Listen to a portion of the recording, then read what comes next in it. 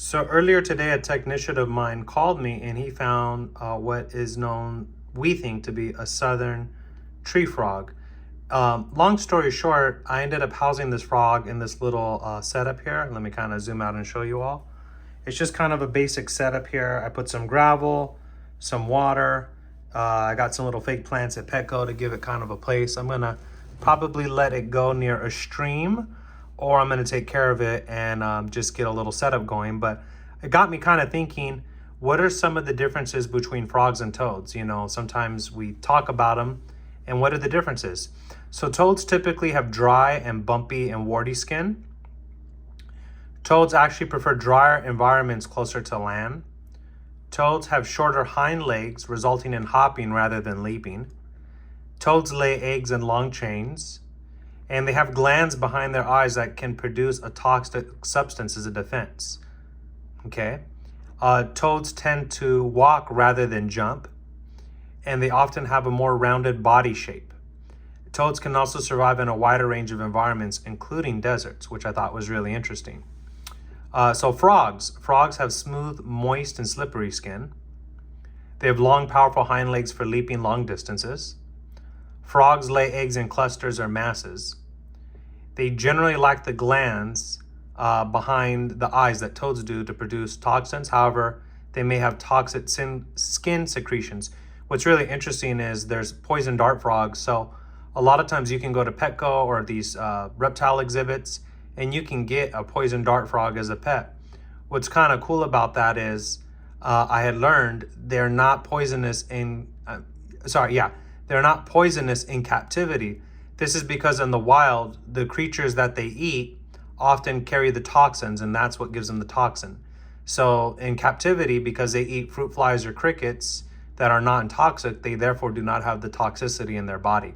So I thought that was really cool. And it's cool with poison dart frogs is, unlike other frogs, like you could see this guy could easily blend into like a leaf, some dirt, gravel. I mean, obviously this aquarium is not natural. I've got a lot of blues and things, but you could see how just based off his colors or her colors, it could easily blend in. Poison dart frogs have bright colors to warn predators to stay away, like, hey, I'm these bright colors because I'm toxic. So it's kind of opposite. They want to stand out. So frogs also usually have a sleeker and more narrow body, and they generally require a moist environment to survive. This little critter was found, my tech told me, behind, I believe it was a water heater or a fountain. I forget exactly what he said, but he indicated to me that it was near a water area, and I guess the owner kind of threw it to the side, and it's really hot here in Southern California. So had this little guy been left out, it definitely would have died. So I thought that this was really cool. Let me know if you have any pets. If you've ever had a pet frog or a toad, what do you think about them? Are they a lot of maintenance? Are they a lot of work? Let me know. That would be really cool. It also got me thinking here, what are amphibians? So amphibians are small vertebrates that need to live in moist environments to be able to survive.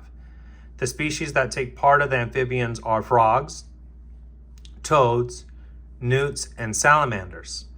Some of the interesting facts about amphibians are they are vertebrates. Their skin is smooth and slimy. Try to get a good angle there for you guys. They breathe using their lungs and their skin. They are cold-blooded. The unique part is they spend part of their lives in water and part on land. And obviously we know that frogs are probably one of the more popular amphibians, and we know as babies they're tadpoles that live in rivers or streams, and as they grow up, they eventually get themselves on land.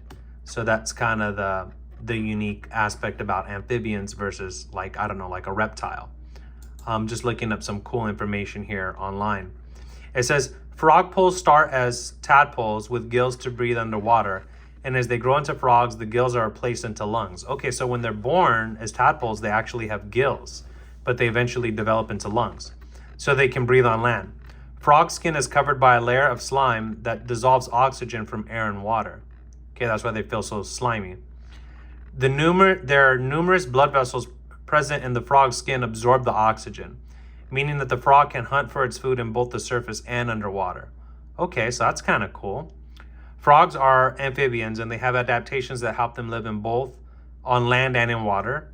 They are a cold-blooded creature, which means that their body temperature changes with that of the environment. Frogs are usually found in warm, humid places, and they also inhabit dry deserts and some cold, humid mountain climates. All right. Frogs have webbed feet, which help them to swim. Their long hind limbs, which help them to leap on land, also aid them in swimming. With this, they will be able to escape from predators, whether it's on water or land. So yeah, so that's just some fun facts about this little amphibian. Again, let me know if you've ever had any of these pets. What do you think about them? Are they a lot of work? Should I keep this guy? I also kind of need a name for it. I haven't given it one yet. But yeah, I hope you all enjoyed that little educational video about frogs.